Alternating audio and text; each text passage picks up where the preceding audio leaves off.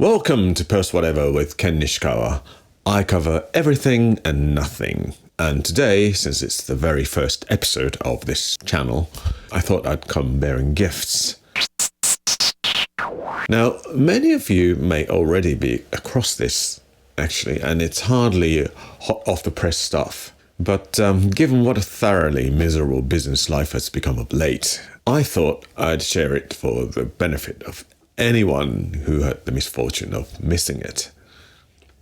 But before I go any further, I feel I ought to spare some of you from wasting your precious time on a video that is entirely irrelevant to you. You're entitled to receive this free money. Well, I say money, but it's not exactly money as such. But I'll come back to that later. Though it's probably closer to money than, say, cryptocurrency, for example. And if you happen to be a sort of person who, 1, owns a smartphone, and frankly, who doesn't these days? 2, is registered as a resident of Tokyo. Now the hurdle is way higher. And 3, has, like yours truly, prostrated themselves before the altar of bureaucratic power and surrendered both soul and personal data to obtain what is dubbed by some an Orwellian scheme, but is somewhat unassumingly called a My Number card. Then, lend me your ears. Before we get to the money, and there is money, I promise, let us pause for a moment of quiet reflection on this My Number card itself, because it deserves acknowledgement, both for good and bad.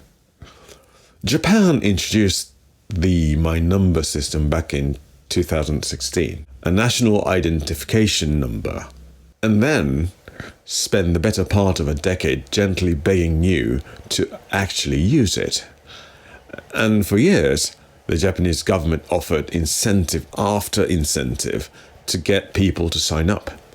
Point schemes, subsidies, the promise of a paperless, euphoric future in the land of fax machines. For years, a large portion of the population looked at it, shrugged, and went back to their Hanko stamps and fax machines.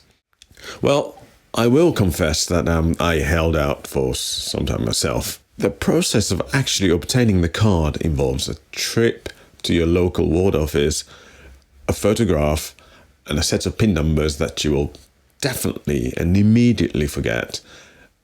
And I know some friends who actually went through all the troubles to obtain this card and then forgotten all their PIN numbers. And also, last but not the least, the quiet sensation of handing over something you can't quite name but feels rather precious. Your dignity, perhaps? Eventually, however, I too capitulated, obviously, and now it appears the capitulation has its rewards. Install the Tokyo app, lovingly brought to you by Governor Koike, who strikes me as someone who would very much favor tanuki soba over ramen. Well, you'd have to be a fairly advanced student of Japanese pop culture to get the joke. But if you do, please explain it in the comment section below and enlighten the rest of us as to why it's supposed to be remotely funny. Anyhow, besides Tokyo app, you have to get something called digital authentication app, which sounds kind of scary, but you have to install this onto your smartphone. And blow me down if you won't receive a rather splendid 11,000 yen. Brief word on Koike-san, since she is effectively the face of this enterprise. She is in many ways a remarkable or controversial figure. She is a former television personality turned politician, fluent in Arabic of all things, having studied in Cairo in her youth. And that last detail is admittedly somewhat disputed, but that's a story for another episode. And if you know anything about her academic career, disputed or otherwise, do please write in the comment section below. which incidentally does wonders for the algorithm for the channel.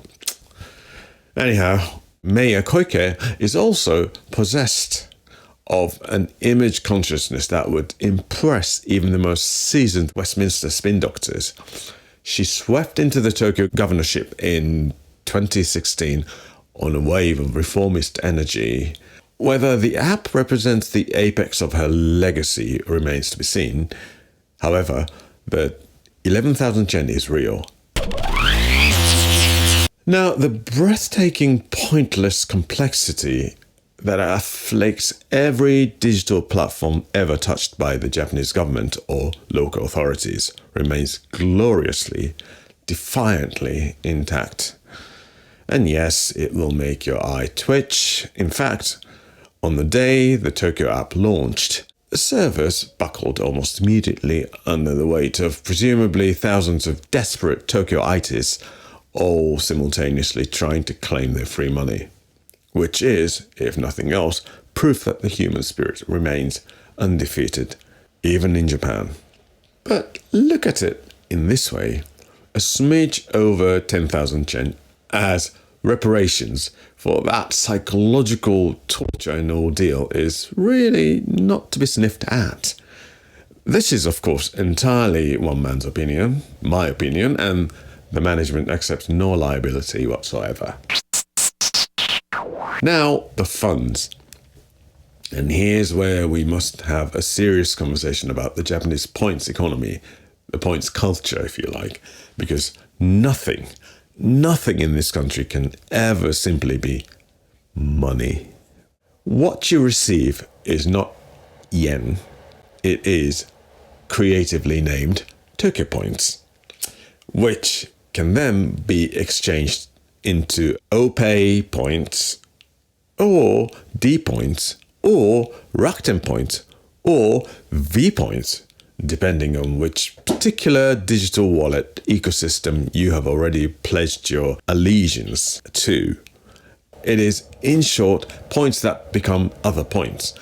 We are in a kind of monetary inception, and I invite you to simply accept it and move on, as the Japanese consumer has long since learned to do. Well, except my mom, who is still a staunch believer of cash. Speaking of which, Japan's reputation as a high-tech nation has, alas, largely evaporated. With two magnificent exceptions, convenience stores and lavatories, where we still hold a commanding technological edge over the rest of the world. Back to the original point, Tokyo points, lest we forget, appear to be accepted at most convenience stores, supermarkets or chemists in Tokyo. In my case, they work a treat and wonder at my local OK store, which is a discount supermarket chain of deeply unglamorous aspect and genuinely excellent value. The Japanese counterpart of Asda, if you like, and hence the name OK Store. There is something rather wonderful, I think, about 11,000 yen in government issues digital points. The fruit of bureaucratic endurance, of ward office queues and forgotten pins, and a moment of existential surrender being ultimately exchanged for tofu, washing up liquid, or possibly a very good value bottle of kirin. This is what civic participation looks like in practice. I find it oddly moving. Actually, it's all scripted, of course, this whole show. And I wrote this back in March. As organized as I am, I didn't manage to put this video out before the end of March. So this whole part is entirely useless. But I wrote one additional note. If you exchange your points into D points before the end of March, there's apparently 10% bonus on offer. But it's too late. It's pointless. I'm sorry. However, you do have until the 1st of April 2027, and no, this is not a joke, though I appreciate the cosmic wit of the deadline. So there is absolutely no need to fling yourself at your phone this instant. That said, unless you're one of those magnificently flush individuals for whom money simply piles up faster than you can spend it, in other words, a stinko, I implore you, suspend your disbelief. I can understand it, it sounds too good to be true, but click the link below and see for yourself. It's all in Japanese, so have your translation apparatus ready. That's Post Whatever for this week. Well, the first episode. If you found any of that remotely useful, or even mildly diverting, do consider liking and subscribing. So, I'm hoping that I'm going to put out another episode sometime next week. So, until next time next week, I'm Ken Nishikawa, and try to keep your pin somewhere sensible.